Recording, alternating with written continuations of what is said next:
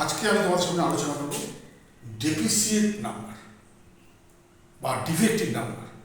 বাংলায় বললে হয় ঘাটতি সংখ্যা। ঘাটতি মানে কিছু কম আছে। কোথায় কম আছে? সংখ্যাটা তো কম থাকার কথা না। তা আমরা এরকম একটা ঘাটতি সংখ্যা নেব। প্রচুর সংখ্যা আছে, খুঁজতে পরে পাবে যেগুলো ঘাটতি সংখ্যা। একটা সংখ্যার নাম ৮। এই ৮ যে নিলাম, ফার্স্টে দেখবো এই ৮ কোন কোন সংখ্যা দিয়ে বিভাজ্য,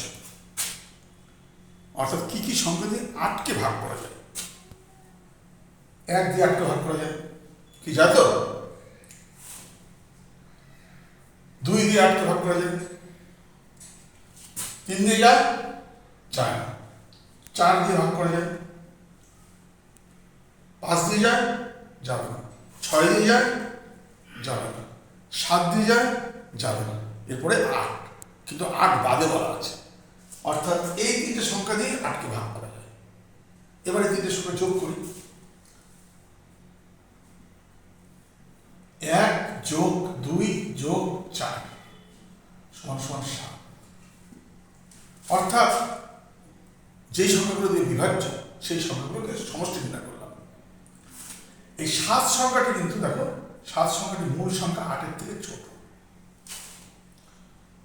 যদি এরকম হয় যে যেই সংখ্যাগুলো দ্বারা বিভাজ্য সেই সংখ্যাগুলোর সমষ্টি মূল সংখ্যা থেকে ছোট, তখন সেই সংখ্যাকে বলা হবে ডেফিসিয়েন্ট নাম্বার বা ডিফেক্টিভ নাম্বার। তখন তাকে বলা হবে। আমরা দেখি আরো কোনো সংখ্যা আছে নাকি।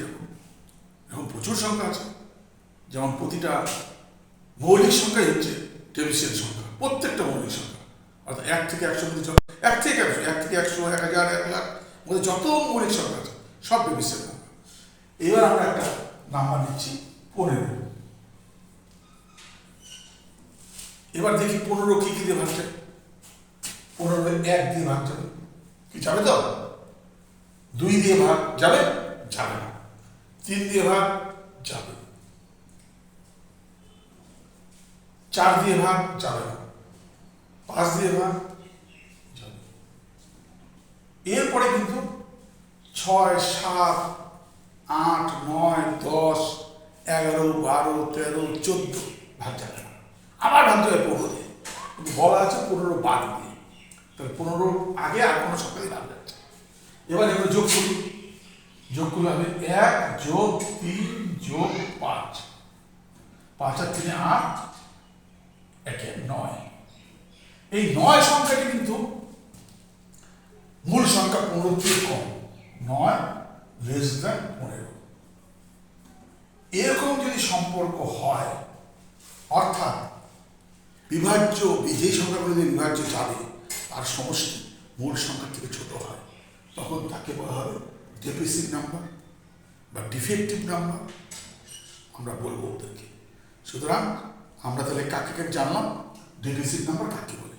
এইবার আমরা দেখবো ১ থেকে ১০০-র মধ্যে কতটা ডেফিসিট নাম্বার আছে। এটা আমাদের বাড়িতে কাজ, আমরা করে দেখবো যে হচ্ছে কিনা, কটা আছে বের করে দেখবো।